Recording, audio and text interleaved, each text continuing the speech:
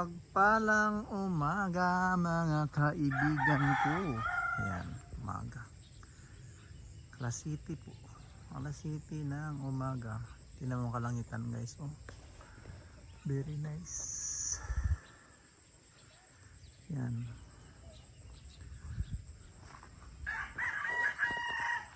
Ganito yung ano guys. Yan.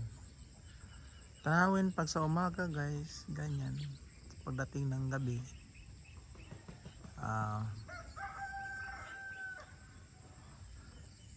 Tawag nito. Ulan. Yan ang probinsyano guys. Probinsya pala. Di probinsyano. Sorry naman. Yan. Teka lang. Ayaw mag-focus yan. Yan. Aga ng almusal. Kaya dito guys. Pag probinsya, almusal din, palayan, ganyan makikita mo dito guys, tabi ng bahay. Ganyan. Yan. Papaya.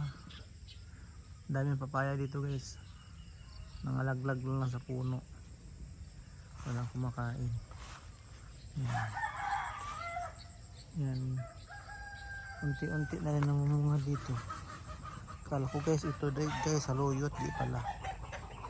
Kala ko saluyot. Sabi ng kapatid ko hindi daw saluyot yan. Ay, nakagat lang guys sa madulas to. Yung ano.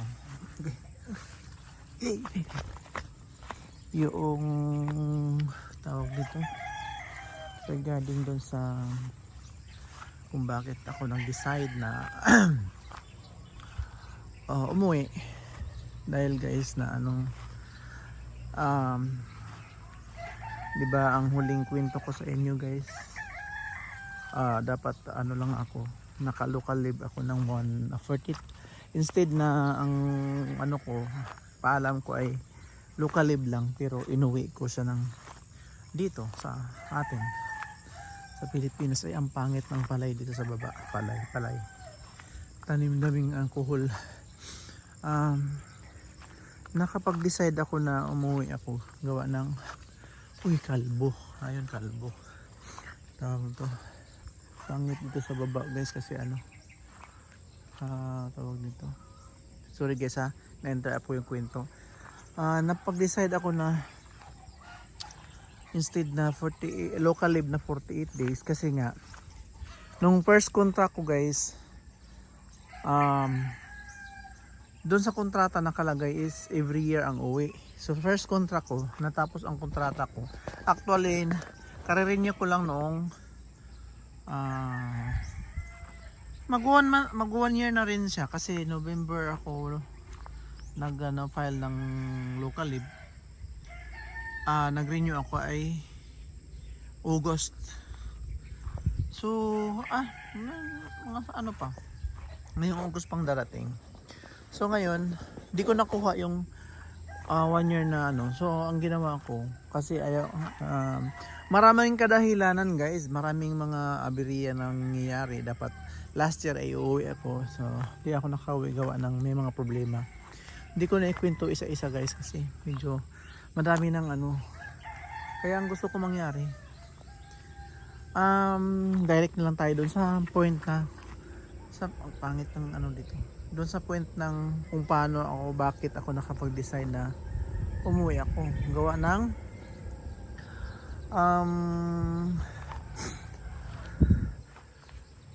napag-isip ko noong nagkasakit ako. Ito ay hindi lang na hindi ko binuka sa company ko. Kasi nung time na nagkasakit ako, di ba? Tawag nito ay nagkataon na swelduhan namin 'yun. So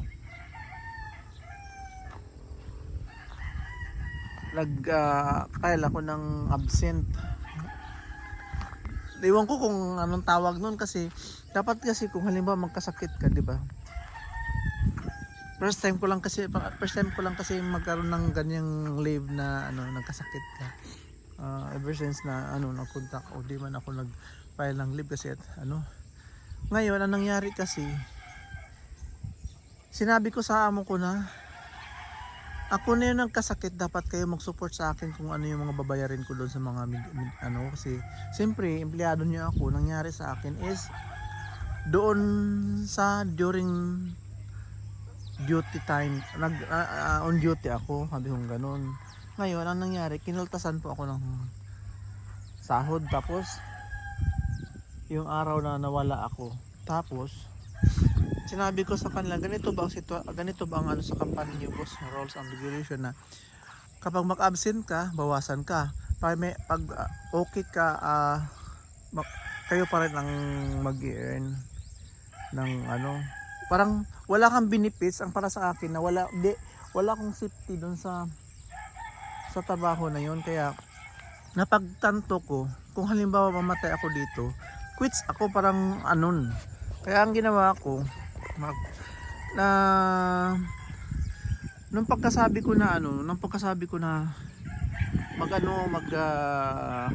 leave muna ako para makapag-relax yung sarili ko, gawa ng sobrang dami kong iniisip dahil doon sa nangyari sa sinabi niya. Sabi ko, pwede ba magpahinga muna ako, kasi total hindi ko naman nakuha yung 1 year na nung first contract ko na dapat ang every year na uwi. Hindi ko nakuha yun. So pumayag naman sila. So isip-isip ko, sabi ko magandang ano to, sabi ko na kung uuwi ako. Kaya ang ganun nangyari. Nandiyan ang kapatid ko. Kaya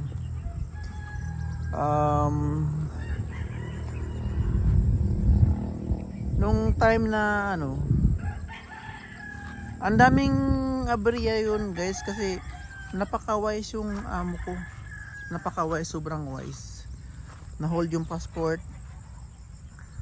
Marami siyang sinabi. Pero binigay naman din niya after nung meron kaming ginawang ano, kasunduan. Kaya yun. So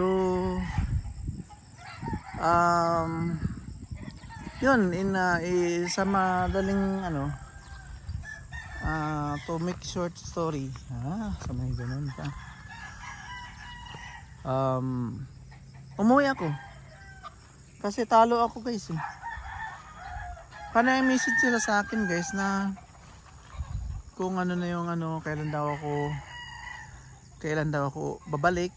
Hindi ko na sinagot, guys, kasi parang naasar ako sa sila lang nakinabang, eh. Pero kung regarding sa health ko, wala, ako lang din yung talo ako. Pangit yung nagiging itong amo ko yung huli. Napakapangit, sobrang pangit. Hindi katulad ng ibang amo ko nung yun sa 7 taon ko na pumasok ko doon sa ano. 7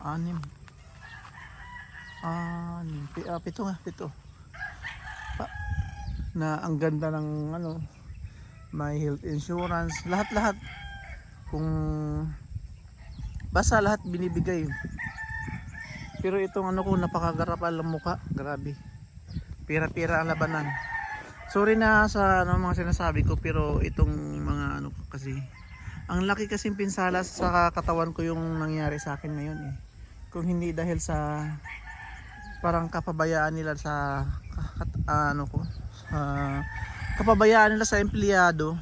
Actually hindi lang ako yung kaso lang ako lang yung naglakas loob na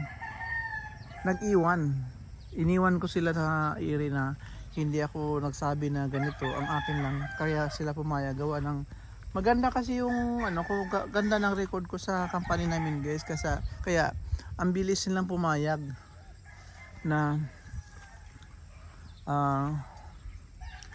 nung magsabi kong umuwi.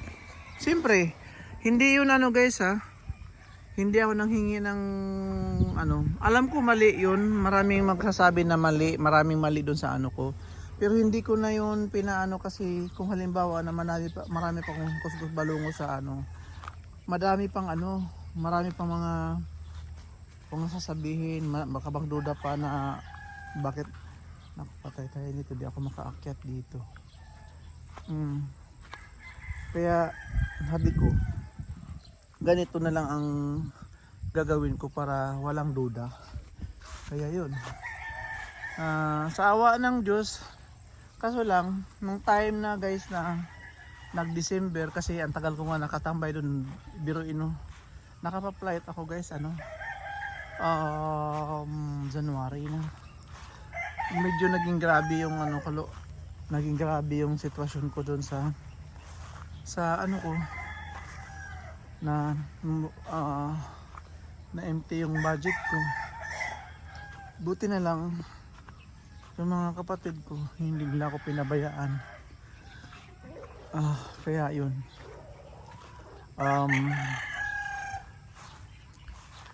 sila yung nagsuporta sa akin pa bakit ako nakauwi, nakarating ako ng kahit na hirap na hirap ako nung umuwi ako guys, kasi naka wheelchair ako nung nasa eroplano ako, kasi hindi ako makalakad.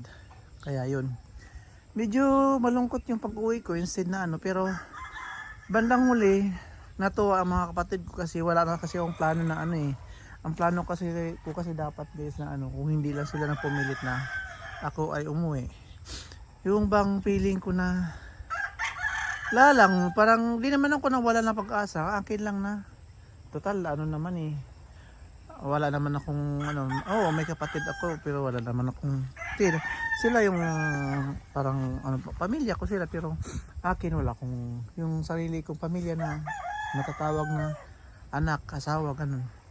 Kaya ang ginawa ko guys, parang feeling ko nung time na yun na kung mamatay man ako dito kaso lang guys, nung time nagkasakit ako, yung kapatid ko hindi walang tigil na pag-update sa akin.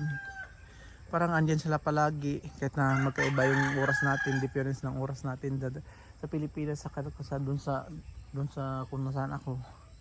Kaya yun guys, parang nabuhayan ako na nagkaroon ako ng sige umuwi ako kasi andyan yung mga kapatid ko nagkaantay. Yun guys ang kwento ko kung bakit ako nag-decide na umuwi, kasi tarang natalo ako dun sa kanilang style. Kaya guys, maraming salamat ulit sa inyong pagsuporta sa aking channel, Axel Life Journey. Ito lang po, hanggang dito na lang po. Thank you.